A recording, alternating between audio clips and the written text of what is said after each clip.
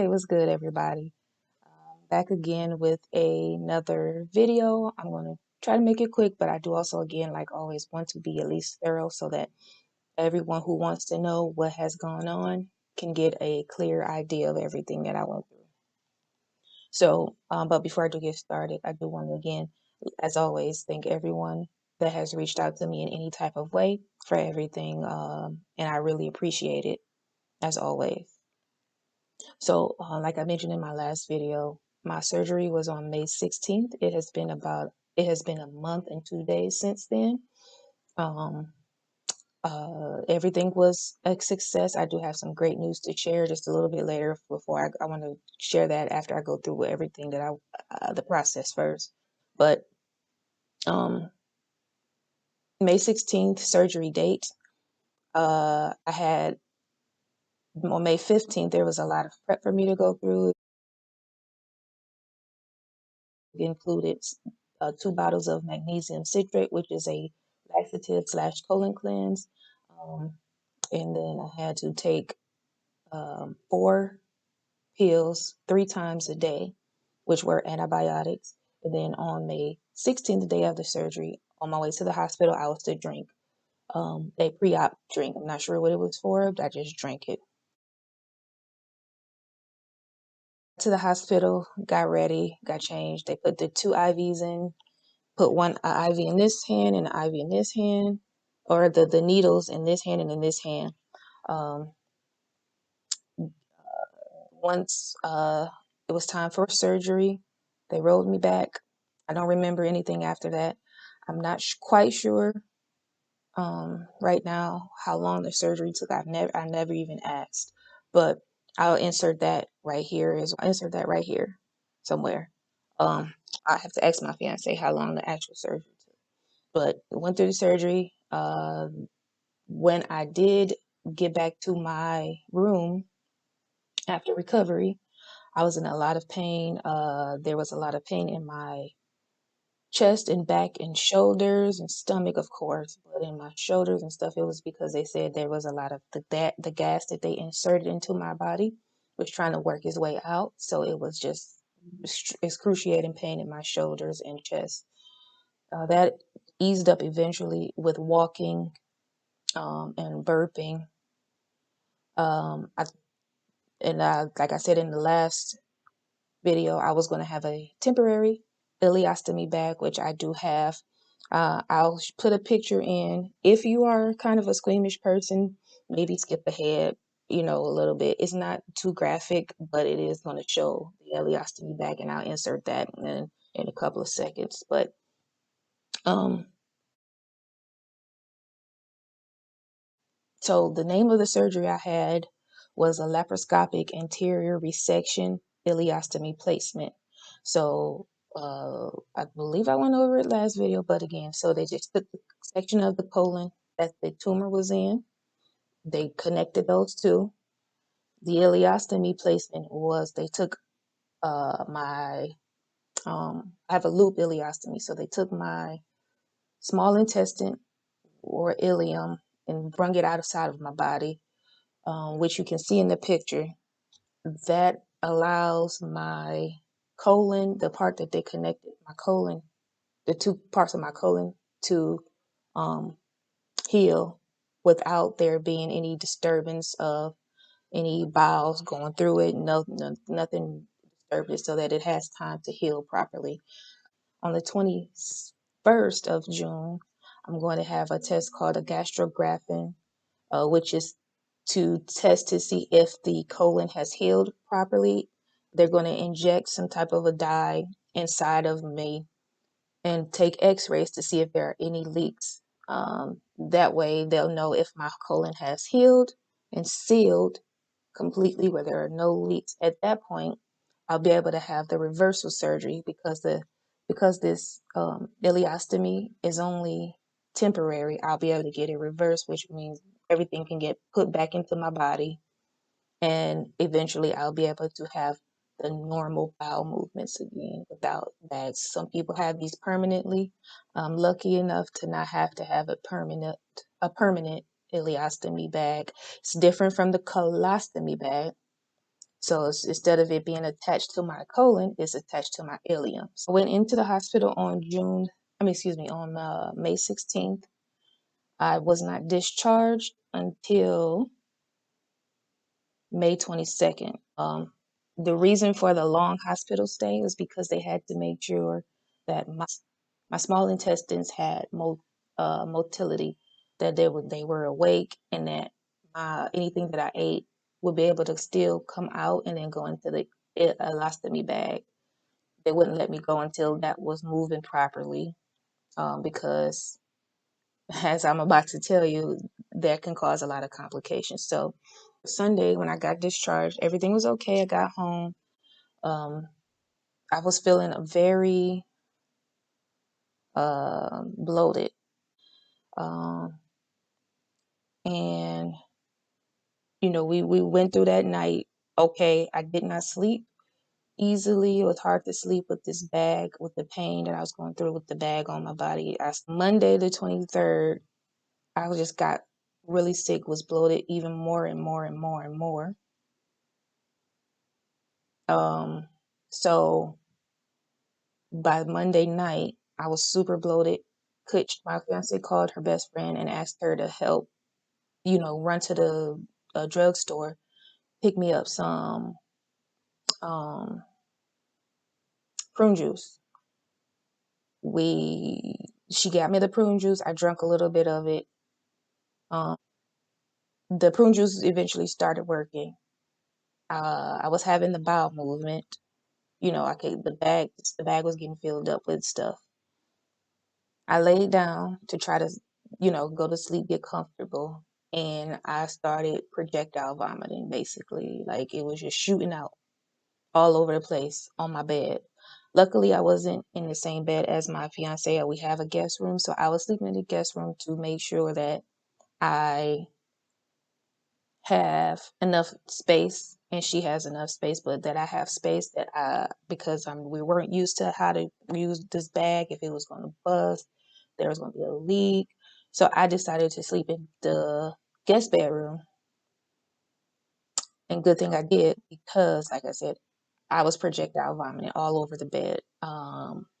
She came in, rushed in, checked on me, helped me get cleaned up, got me in the shower, helped, pull the linen off of the bed, wipe the bed down, all of that stuff while I was sitting out in the living room after she helped me get cleaned up and in the shower and stuff.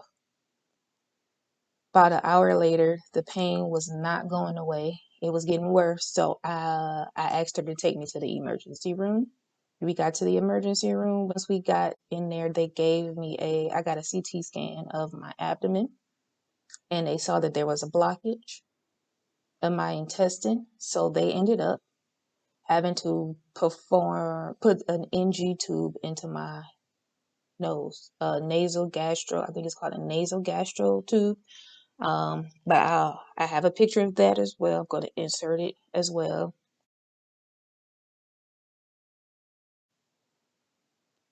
The NG tube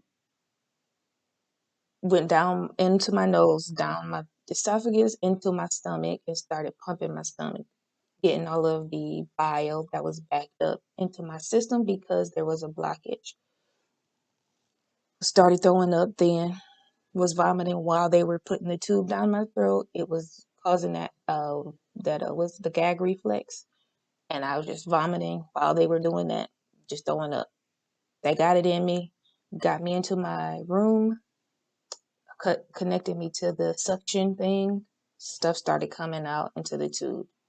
I ended up, unfortunately, about 30 some hours after I got discharged from my hospital, from my surgical stay, I was back in the hospital for 3 more days. So I got admitted into the hospital on May 23rd, the night of May 23rd, and I left the hospital the afternoon of May 26th, back home.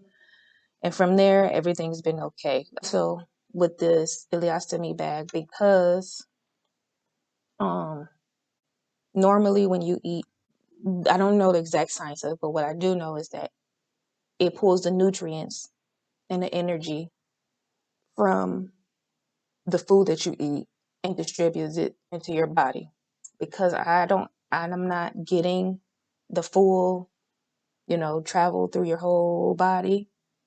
It's only going into my stomach, and then from my stomach straight out, basically into the bag. I'm not getting the nutrients that and the energy that I'm used to, that normally you will get. So, as a result, I am very, very experiencing a lot of fatigue and tiredness, low energy. Then also because of the bag and the discomfort that it's caused me, I'm not sleeping because I can't get comfortable. And also, I'm not sleeping because I'm constantly waking up in the middle of the night to make sure the bag isn't leaking, or I'm not laying on the bag where it might bust, or it's not filling up with gas. So I'm not getting a full night's sleep. Been very, very irritable, unfortunately, cranky. I sleep when I can, but it's been a rough go post-op. But the great news that I am so thankful for, and I do want to share with you all, I told you all in the last video that the pathologist was going to check the tumor for cancer cells, make sure it's not in my lymph nodes. Well, thanking God tremendously, because there was no, when I got the pathologist report back, there are no living cancer cells remaining in my body. The chemotherapy has done its job. The radiation has done its job. No cancer cells in my body at all. So I am extremely, extremely thankful. When the doctor called and told me that, it had to hit me. I told my fiance, then I called my parents, and once I got off the phone with them, it hit me, and I just started crying immediately, like I was boo-hooing, thanking God, because there's so many people that don't get that report. Like Chadwick Boseman has, since I got my diagnosis, he has always been on my mind. Like Black Panther, he did that movie going through colon cancer, and he didn't make it. As many resources as he may have had financially, or he was he looked physically strong, and he was not able to beat it.